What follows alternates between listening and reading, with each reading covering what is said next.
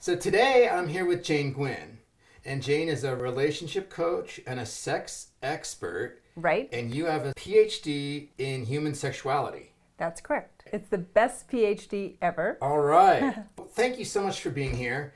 Where I like to start is just to start with kind of like what you're excited about, like these days. Like what are you passionate about? Right now, Michael, I am really fired up about the whole idea of sexual psychodynamics. So Wow. the intersection of permission and connection and how our power between us as a couple, how that feels and how we make a decision to mindfully, and I know you talk a lot about and really ground into mindfulness practices. Yes. So how do we actually show up with a partner in a way that allows us to release to them and decide to actually engage with a partner? That to me is so fascinating. I love the dynamics. Yeah, like the dynamic between two people. Some of the more traditional psychological theories around sexuality, regarding intimacy and avoidance and approach and things like that, that's not really what I'm talking about.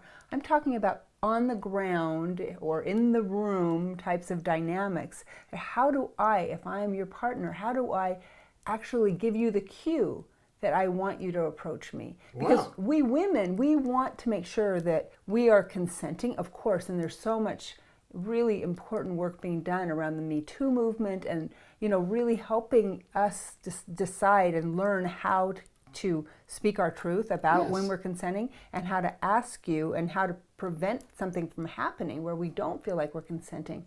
But something happens there in that dynamic where oftentimes we don't know how to show you what it is that we actually want. And that's what I love these days. It almost sounds almost like primal, like something you'd see Yeah. on like with animals in the nature Oh my channel. gosh, that's so true. The thing is that when we're early in a relationship, so we talk about new relationship energy where arousal and eroticism and turn on is really high. Right. We can float right past these difficulties because Yes. there's such a wave of eroticism and turn on that we don't even notice that we're floating over rocks. Yes, Right? yes. We don't notice if that's there. But once that's settled down a little bit, which happens for most relationships after a period of time, then we are in this situation of not knowing how to approach each other. And it's really important that I feel that you're respecting me, if you and I are partners, that I feel respected and that my voice is heard in the room. Yes. And that I know that my no is a hard stop for you. Mm-hmm. But then I often hear from my clients, Michael, Yes. that they want to be, for women, they want to be ravaged by a man. Yes. So they give the cue, well, why don't you ravage me? Why don't you take control? And I call this sexual leadership in my work. Yes. So, but I'm cueing you that you better respect my no and all of my subtle no, my hard no, all of those pieces keep me in consent and yet ravage me. How do you figure that out? No, the ravage is a wonderful word because it's like, and it reminds me, we've talked a little, we've had coffee before. It We reminds me a have. little of David Data's work. Yep. Trying to help men get back in touch that women want to be ravaged, and there needs to be a polarity where someone's in the masculine and someone's in the feminine. And Right. there's some juice going on. There's some polarity. Yes. Well, we like to talk about, women talk about that. We talk about wanting that, but in our relationships, Yes.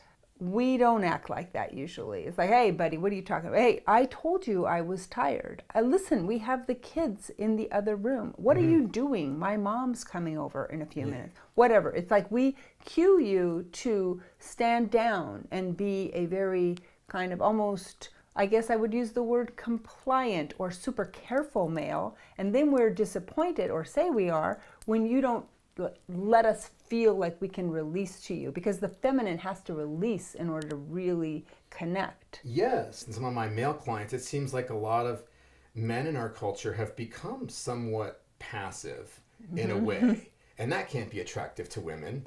It's a challenge. So as a guy then, how do we know if it's no like respect you know, or if it's you're saying a concern? Well, I don't know. I mean, the kids are right in the other room. Right. Maybe that's like, this is kind of exciting. It's like, I know, but okay, we'll be really quiet, whatever. Yeah. Those cues are what you seem to work with. I love working with men. I work with men a lot, whether they're coupled or single. And so what I help men to do is figure out this interesting balance between pulling back and being top shelf whiskey. So like you, I love that. you gotta want this, right? I mean, this is not needy. It's a never needy energy. It's like top shelf. Like you're lucky to get a little of this, right? Yes. From the men's side. From the men's side, right? Because the guy is usually like, he's like all about, hey, can we? It's okay. Why, right now, maybe. Ooh. It's like puppy energy. And kind of kissing your butt, no way. Yeah, well, and just like, beep, beep, beep, beep, beep, Yeah. beep, like that's not hot. No. That is not hot. It's So like hot or not, right, that's not. So top shelf whiskey. So like holding that piece of like, I might let you have some of this, right? And that's hotter for a woman because, we've talked about the erotic equation. This is Jack Moran's work. Excitement is equal to attraction times perceived obstacle. Wow. So I get turned on when I'm attracted to you and I can't quite get you, which is why affairs are so hot. Yes. Right? We can't get that. Yes. So I'm attracted, I'm so turned on because I can't get that thing. That's Right. why we're turned on when we're in an affair. But so when you're top shelf whiskey, you increase my excitement for you because you're not being a puppy who's like constantly there. And oftentimes, I'm sorry to tell you this, but women refer to their men as children, which I really push back against women. This is part of the female culture that has happened where there's a lot of kind of infantilizing of the male. And no wonder we don't want to have sex with men because we've somehow demonized them or made them into like, oh, I've got 2 kids. Well, 3 if you count my husband. Right. Gets said a lot. You probably hear that in your practice, right? I do hear that. And it's not right. I mean, so what we're saying to men is that I don't see your powerful personhood, and then I'm not going to be with you because you are so easy to get and kind of just almost in the category of annoying me. And then like I won't be ravaged because you haven't, for us sometimes it's almost like you haven't earned that.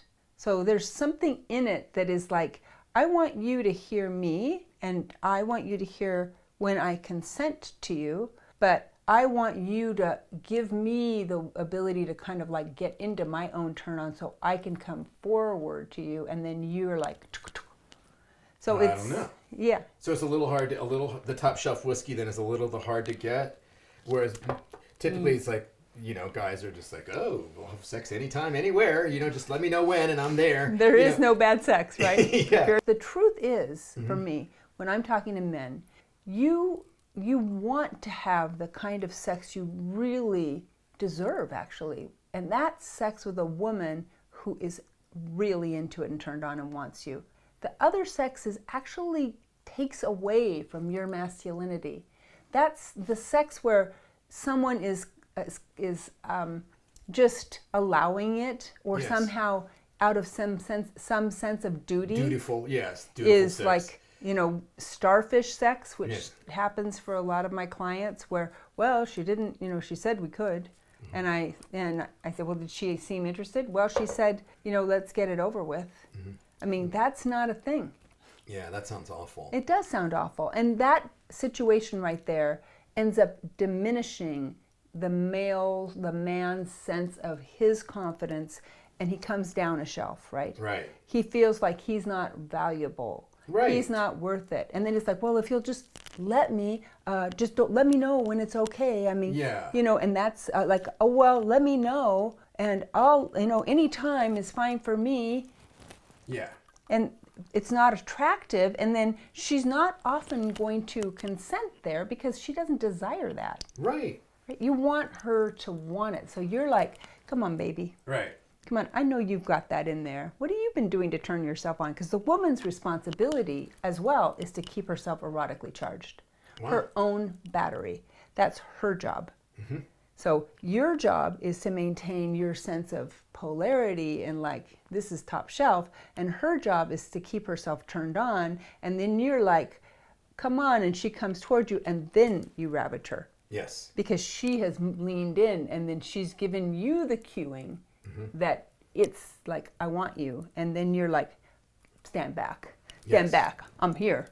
I'm ready for you. Yeah, no, and there's a lot of cueing then, and a lot of subtlety, and Totally. So that in your workshops then, is that some of the stuff you work with? Is Right. this cueing? Yes. And excellent. Right. And So with your for clients. couples, right, and Yes. for couples who work with me one-on-one during my 6-week program that I do with couples, or with Yes. the extended program, or we're doing a workshop here in Central Oregon. We'll be doing them ongoing. This one happens to be at Brasada Ranch next Oh wow, month. that's a good Love place. it, Yeah, that's a good. Super sexy place, yeah. I've never been there. I've heard wonderful things about it. Well, the energetic out there is spacious, and it does have both a masculine and a feminine feel to it. Nice. So I think it will be beautiful for drawing those two pieces together. Yeah. And yeah, so I'm super excited. I love what I do. And you know, it is so challenging for couples, because I do work with non-heterosexual couples as well.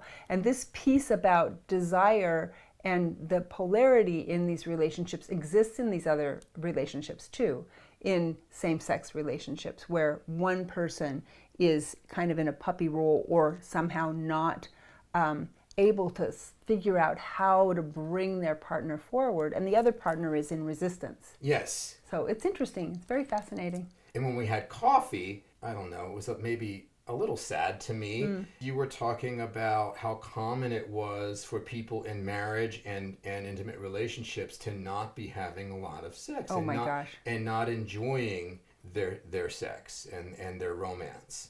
You know, the name of my business and my work is called Natural Way of Being. Okay. Right, I love that.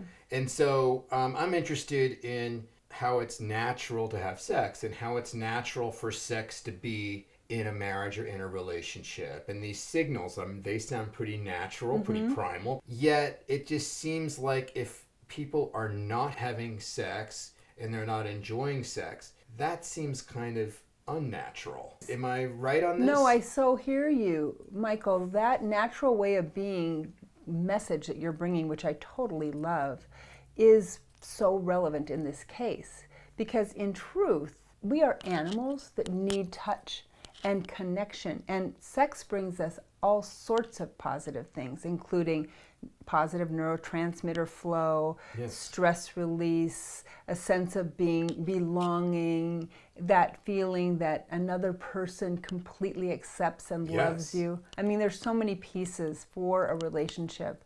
But you're right. The studies indicate that maybe 40% of marriages are technically sexless, which means 6 or fewer sexual episodes of any significance during a 12-month period.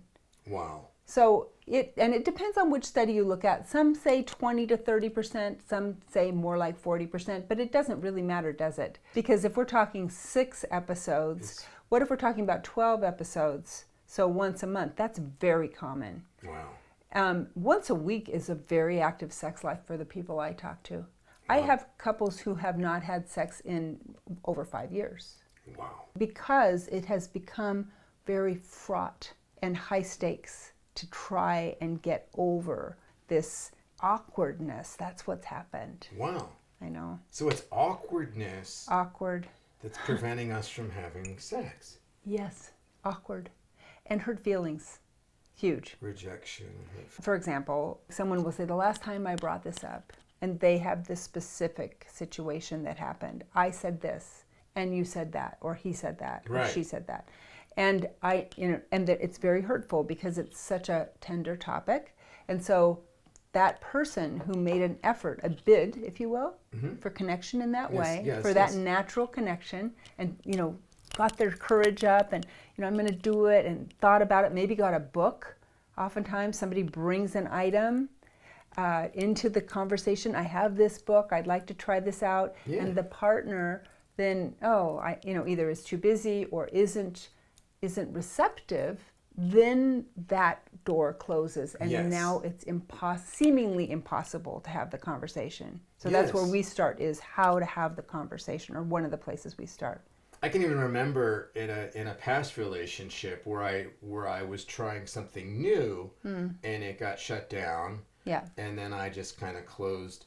I mean, it didn't close our sex life, but it closed the experimentation Right. part to some extent. Yes. Because I just, That thread. yeah, because it was so risky to Yes. do that, you know, Exactly. and it was so risky to say, hey, let's try this. I know. And then it just is like, and she laughed, Oh, you know, and so it was hard. just like, oh, okay, well, let's not try that. Yeah. like, let's never try that again, ever. Exactly. Right. So I teach people a very specific process for communication about sex because of that very fact, that when we feel judged, so oftentimes we'll be like, hey, talk to me about anything. Mm-hmm. And then you're like, say something, well, and then they're either laugh or say, oh my God, I can't believe you said that. Or Yes, some yes. kind of put down judgmental comment. And it just hits us at such a deep level when that happens. Well, the level of vulnerability. Yeah. I mean, you know, with Brene Brown's work and everything, Yeah. vulnerability is such a huge thing. And Right. how could it be more vulnerable Exactly. than that? Really? Exactly. Because if you would maybe, I mean, I have people I work with who've had a sexual fantasy for 10 plus years, finally bring it to the relationship. Not necessarily even asking to implement the fantasy, but just wanting to share the fantasy. And sometimes those people are met with tremendous disapproval. And when that happens, it's really tough to continue showing up. Because before the fantasy was shared, at least they didn't feel judged like that. Right, right. But once the fantasy is shared, or the sexual request has been shared, then there's this sense of being outed and being vulnerable. And if we feel Exposed. judged, exposed.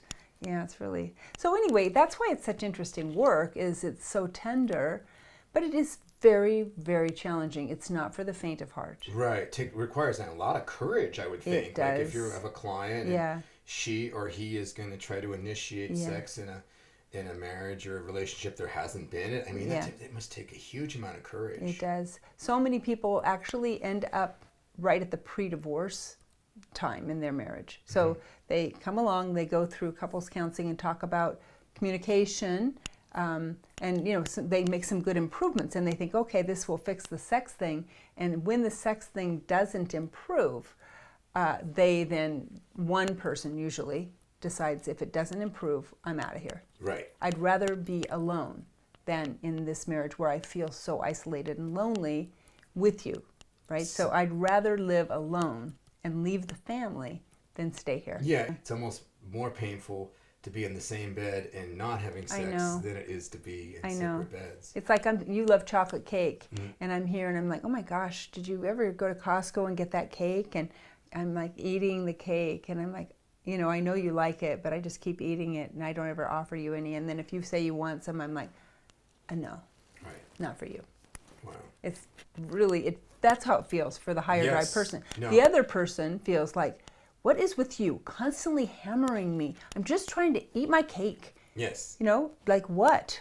Yeah. Like, just Why settle are you always down. wanting my cake? You're always messing with Your own me. damn cake. I mean, like, can I go in the other room and eat it? I mean, you're on me constantly. You're just trying to make me feel guilty. And, like, you need some more confidence in other areas. You need some other interests, which sometimes is true. Right. Like, if people become so consumed, it becomes difficult for them to think of anything else. To me, sex often becomes a big deal when you're like not having it. Right. When it's not in balance. Yes. Then it gets to be a big deal. Huge.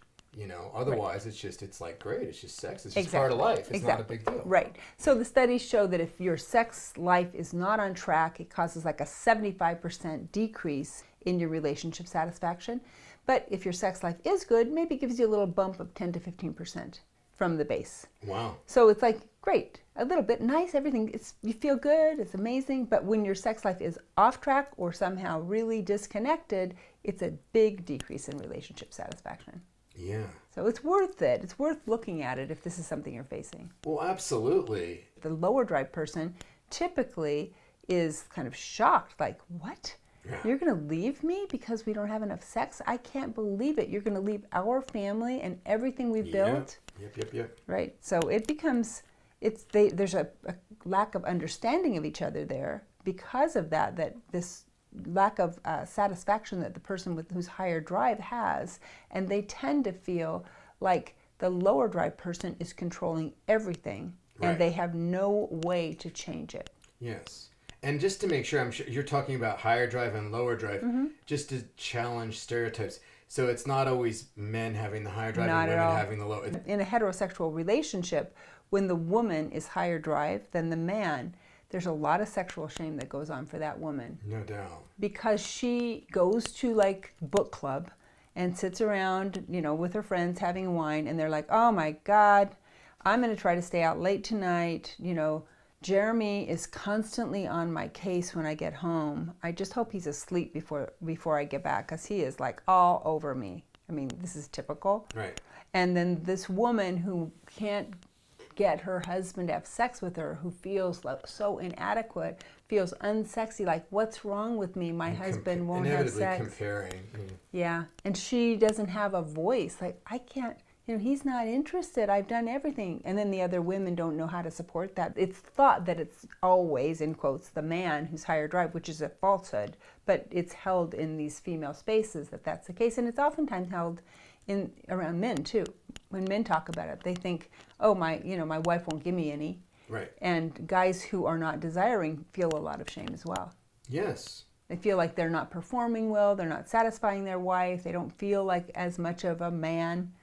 So there's a piece there that shows up for those guys. So it's interesting how the high drive, low drive piece shows up in different relationships. Yeah, and it just seems like there's a lot of kind of feast or famine stuff. It is so true. I think it's because people get stuck. Like they're now kind of like in their corners of the boxing ring.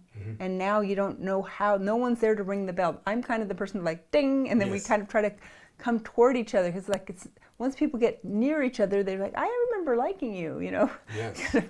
And then, that wasn't that bad. Well, what will we do again to feel like we can melt? Yes. Like, I like to see people melt like butter in a not too hot cast iron skillet. Wow. Just a little bit. That's a great metaphor. So that it's not burning, just a little bit, just enough, so that it can be delicious.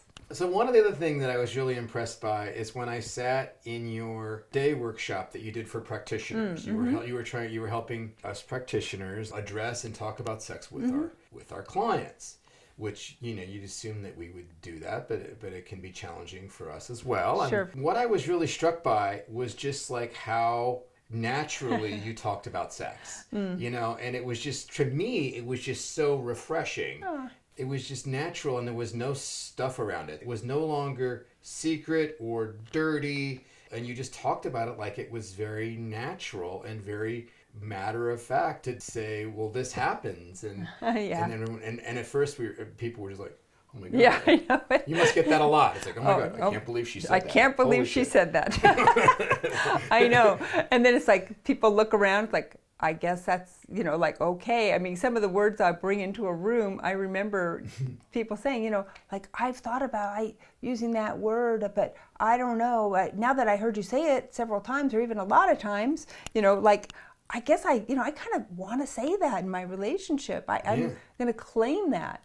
There's an ability to claim it being easier. Well, it's such a modeling. You do it with grace and naturally. And then to me, it started giving me permission. Yeah. It kind of encouraged me. It's like, wow, it's okay to talk about sex. And how often you really get to talk honestly about sex. Absolutely, yeah. This is kind of cool. Absolutely. I love that you said that, because we are so muted about it, and that's one of the problems. For example, if you had an eating problem or concern, like you had problems with your digestion, and people around you were giving you some ideas like, hey, I've tried the intermittent fasting thing, or I've tried a gluten-free diet, or whatever, dairy-free. You could have that conversation anywhere. Yes. And it's a very similar thing. It's a bodily function. It has to do with our everyday living, with how we feel. But we just don't discuss our sex lives that way. We don't say like, I've been having trouble with orgasm. I don't know. I mean, I used to have good climaxes, but now it's not feeling as good. and you're over at, like Boss Rambler or Megaphone Coffee or something with your friend, working on some project, and you're like, I'm just having difficulty with that. People think that others would just shame them if they brought up personal sexual concerns. We do talk about sexual assault and difficulties quite happily. Yes. Unfortunately, that's all we talk about. Yeah. And challenges that are bigger or something horrible that's happened in the society around us, but we don't talk about our personal and more kind of really day-to-day things about sexuality. Like, we don't do that. And so we don't have resources. We don't have someone say, have you read the book, The Guide to Getting It On, for example, an amazing book that is like this thick, has every detail of any and kind that's of... really the name of The Guide. The Guide to Getting It On, written right. by an Oregon writer. That's one of the problems, is we don't have a natural conversation, and that is actually the most important thing that I do, is allow couples to start airing out the conversation, talking about it. It allows someone with no experience talking about sex to come into more comfort about it. Yes. So it's really an entry-level conversation. You can start. We start wherever you are. If if you're listening and this sounds good to you, you will start wherever you are, and we will go from there to something that's more comfortable. And for some people, that is not really as much of a change as you'd think, but the comfort in talking about it is so important. Yeah, and I wonder if that's an unfortunate byproduct of the sexual harassment in the workplace, and that, which obviously needs important. Yes, of course. It was tragic when that happened. Yep. But now I wonder, now at work, and it's almost like we're really careful now. Of course, yes. It's like... Yeah, don't be saying anything. Yeah, I understand. Yes, and we have, our conversation, I think, is still at a level of introduction. We're starting to have the conversation about sexual harassment more now. But there will be an evolution of that, I predict, going forward, as we talk about things, about more personal things, and realize we need to have a voice around sex. Because being muted is one of the things that keeps us from calling each other out when something happens in the workplace. Is when we don't have a voice. That is actually the worst thing that can happen, is if we are silenced. Instead of saying something like, that thing that happened right then, that didn't make me feel comfortable. And then the coworker or someone can say, oh, I completely unintended what, I don't know how you interpreted what happened, but that wasn't my intent. I was actually, and maybe there's a complete misunderstanding. Yes. We are muted, so we never actually say these things, right? Right. So it becomes more of a problem because we're silenced about it. That makes so much sense. That really does. Yeah. So then even women, like, the whole thing when you're out and then the women go to the restroom and what are they talking about in there? And then you were saying earlier that sometimes women talk about these things. Even women aren't getting down and talking really about, not being able to climax and some of the stuff that would be productive to talk about. But we're still really insecure about talking about it, actually. I mean, and it's not just older women, it's younger women as well. This is where we are. This is where we landed. Yes. We live here. We've been inculcated by these cultural norms.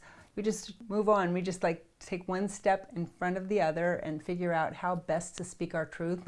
And I think one of the most important pieces is to bring play back into the conversation. I love that. Because, it's become so serious. Yes. And it's funny. In truth, it's a funny thing that we do. If you think about it. It really is.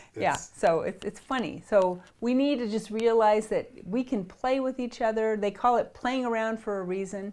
And, play around more. That's kind of my motto. I love it. I love it. Yeah. So I guess the only other thought I had is maybe you could tell me and tell us a little bit about this this workshop you're going to do. Absolutely. I mean, maybe someone's seeing this on YouTube and they're like, I'm one of those people that, has sex once a month if it goes well, or I haven't had sex for a long time. Right. I mean, in terms that it can help the viewer. Yeah, of course. Yeah, like how could they reach out to you and how can they get help. Absolutely. Well, one thing that's really great is you don't have to live in Central Oregon, where you and I are, Michael, Yes. to work with me. So I'm sure you'll include a link to my website. Absolutely. It's howtofixmysexlife.com, All right. which is Nice. fun. You can work with me virtually.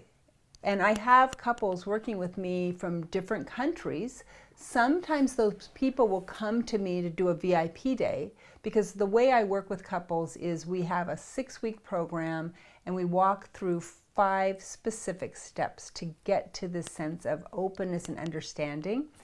And the 5th step is included in a VIP day where we spend all day together. All right. Right. So if you want to come here to Central Oregon and be with me in my sexy office, you're welcome to do that.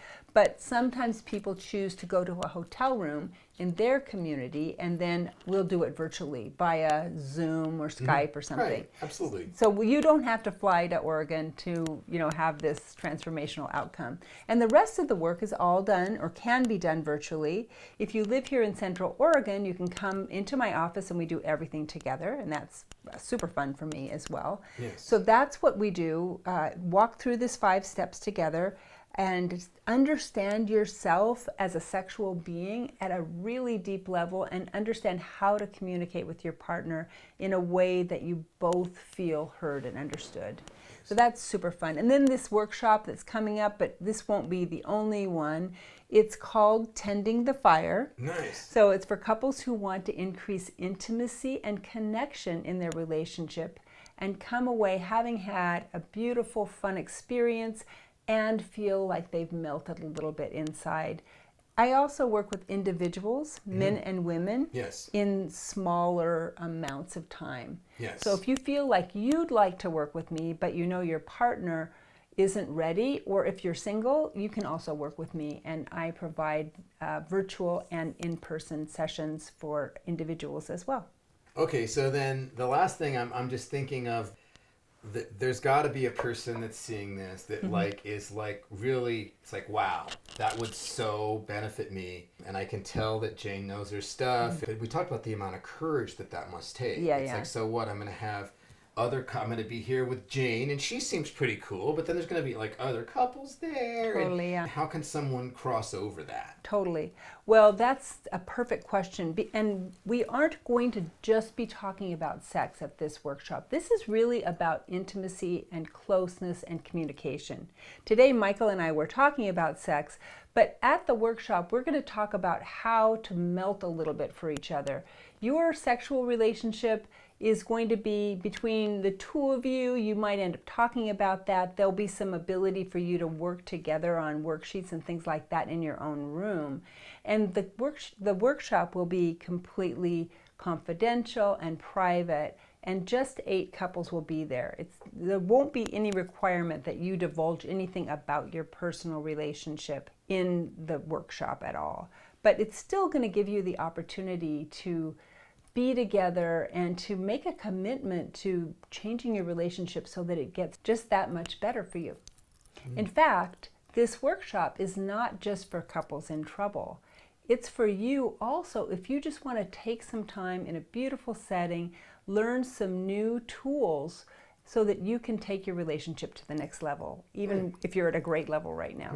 And the sex piece during the workshop, I have to say, will be part of it in terms of question and answer, and there'll be some things you'll learn about sexuality, but it is not a sex workshop per se. It's about intimacy, connection, communication, and passion for your relationship together. Now, when I work with couples about on their relationship, we do dive into your sex life much more than we will be doing in the workshop. So just to clarify that. It's been delightful as usual. I love hanging out with you. We've got to get coffee again. Absolutely. And even without the camera running, we got to get coffee. What's the name of that place we went?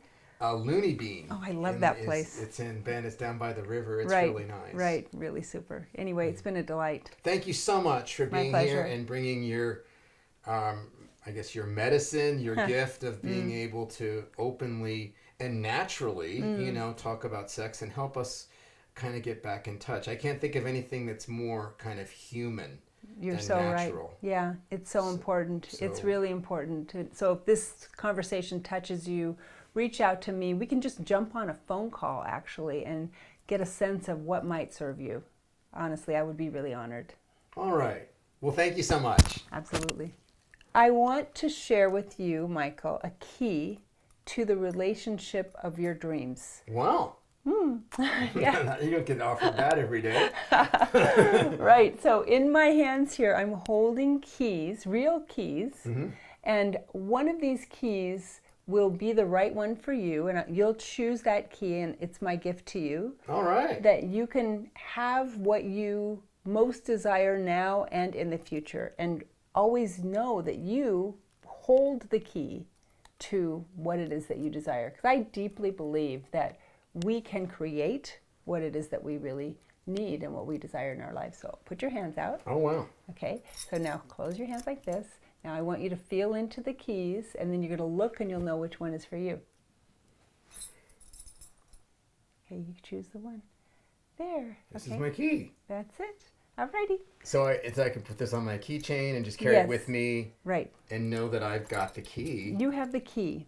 Nice. To your perfect relationship, your desire, your passion, your eroticism. You hold the key. Nice. And if at some point you want to share that key with another person, you can allow them to unlock your eroticism for you. Oh, wow. That It's a sounds choice. exciting. Or you can hold it yourself. But it is yours, and you have it now. All right. Well, All thank right. you. You're welcome. Thanks so much. Of course.